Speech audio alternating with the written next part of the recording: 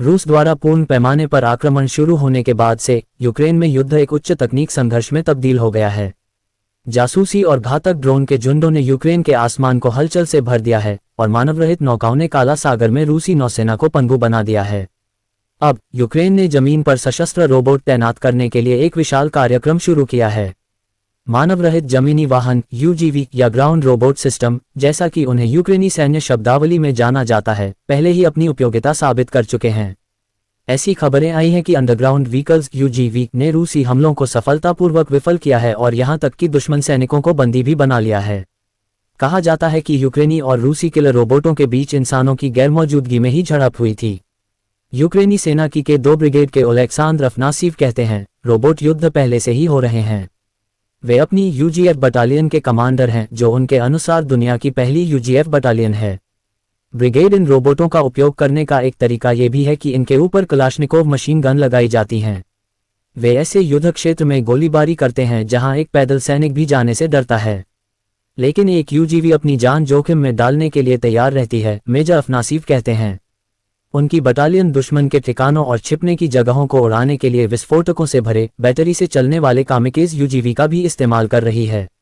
आसमान में भिनभिनाने वाले हवाई ड्रोनों के विपरीत ये दुश्मन को आसन हमले की चेतावनी देने के लिए कोई आवाज नहीं करते हैं। 33वीं डिटैच्ड मैकेनाइज्ड ब्रिगेड की टैंक बटालियन के उप कमांडर, जिनका कॉलसाइन अफगान है, का दावा है कि मशीन गन से लैस एक यूक्रेनी यूजीवी ने एक रूसी कर्मियों के वाहक पर घात लगाकर हमला किया, जबकि एक रोबोट ने हफ्तों तक एक यूक्रेनी चौकी की रक्षा की। अफगान नागरिक स्वीकार करते हैं कि युद्ध के मैदान में किलर रोबोट की स्वायत्ता की सीमाएं हैं और कहते हैं कि इनमें से कई सीमाएं नैतिकता और अंतर्राष्ट्रीय मानवीय कानून के कारण स्व लगाई गई हैं। अफगान कहते हैं, आधुनिक अंडरग्राउंड वाहन आंशिक रूप से स्वायत्त होते हैं। वे अपने आप चल सकते हैं, दुश्मन का निरीक्षण और पता लगा सकते हैं, लेकिन फिर भी गोली चलाने का निर्णय एक इंसान यानी उनके ऑपरेटर द्वारा लिया जाता है। रोबोट गलत व्यक्ति की पहचान कर सकते हैं या किसी नागरिक पर हमला कर सकते हैं, इसीलिए अंतिम निर्णय एक ऑपरेटर द्वारा लिया जाना चाहिए। इसका मतलब यह है कि युद्ध क्षेत्र में अधिकतर मामलों में सशस्त्र भूमिगत वाहन यूजीवी को ऑपरेटरों द्वारा इंटरनेट के माध्यम से सुरक्षित दूरी से रिमोट कंट्रोल किया जाता है।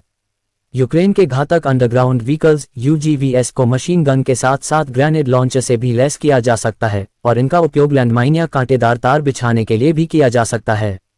लेकिन इसके अधिकांश मानवरहित वाहन अभी भी आपूर्ति पहुंचाने और घायलों को निकालने के अपने मूल उद्देश्य के लिए ही उपयोग किए जाते हैं।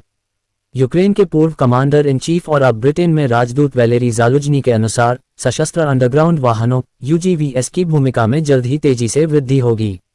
लंदन के थिंक टैंक चैथम हाउस में युद्ध के भविष्य के बारे में बोलते हुए उन्होंने बताया कि स्ट्राइक यूजीवी का उपयोग न केवल अकेले किया जाएगा, बल्कि ड्रोन के बड़े एआई संचालित झुंडों के हिस्से के रूप में भी किया जाएगा। उन्होंने कहा, निकट भविष्य में हम दर्जनों और यहां तक कि सैकड़ों अधिक स्मार्ट और सस्ते ड्रोन को एक ही समय में हवा, जमीन और समुद्र से विभिन्न दिशाओं और ऊंचाइयों से हमला करते हुए देखेंगे। इस क्षेत्र में नवाचार को बढ़ावा देने वाला एक प्रमुख कारक आवश्यकता है।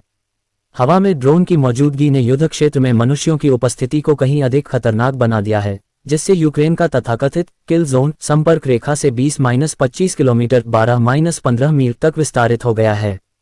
पैदल सेना को बदला नहीं जा सकता, लेकिन इसे भूमिगत वाहनों यूजीवी द्वारा समर्थन की आवश्यकता है। मेजर अफनासीव कहते हैं, यूक्रेन रोबोटों को खोने का जोखिम उठा सकता है, लेकिन वह युद्ध के लिए तैयार सैनिकों को खोने का जोखिम नहीं उठा सकता। यूक्रेनी सेना गंभीर जनशक्ति की कमी का सामना कर रही है और शहीद हुए सैनिकों के स्थान पर नए सैनिकों की भर्ती करना तेजी से अधिक कठिन साबित हो रहा है।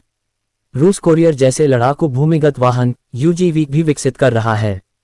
रूसी मीडिया रिपोर्टों के अनुसार इसे फ्लेमथ्रोवर और टैंकों में आमतौर पर पाई जाने वाली भारी मशीन गन से लैस किया जा सकता है और यह 5 घंटे तक स्वायत्त रूप से चल सकता है। रूसी सेना यूक्रेनी ठिकानों को उड़ाने के लिए ल्यागुश्का मेढक कामिकेज वाहनों का भी इस्तेमाल कर रही है। यूक्रेन के युद्ध क्षेत्रों में रूसी और यूक्रेनी किलर रोबोटों के बीच झड़पें होना तय है, क्योंकि उनकी संख्या और क्षमताएं लगातार बढ़ रही हैं।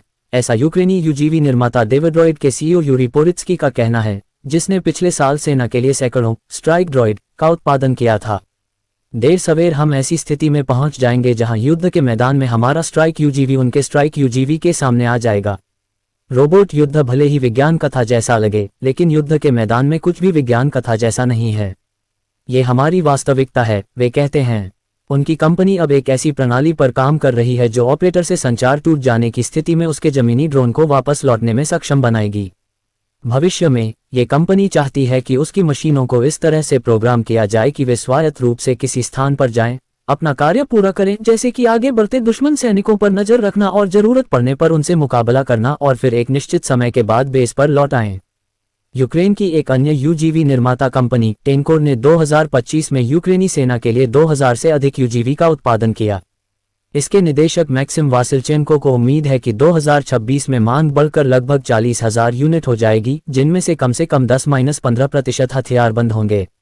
स्ट्राइक ड्रोन यूजीवी अपरिहार्य हो जाएंगे, इसमें कोई संदेह नहीं है, वे कहते हैं। आगे चलकर वासिल्चेंको का मानना है कि रोबोट मानव रूप में युद्ध में शामिल होंगे। यह अब विज्ञान कथा नहीं रह जाएगी।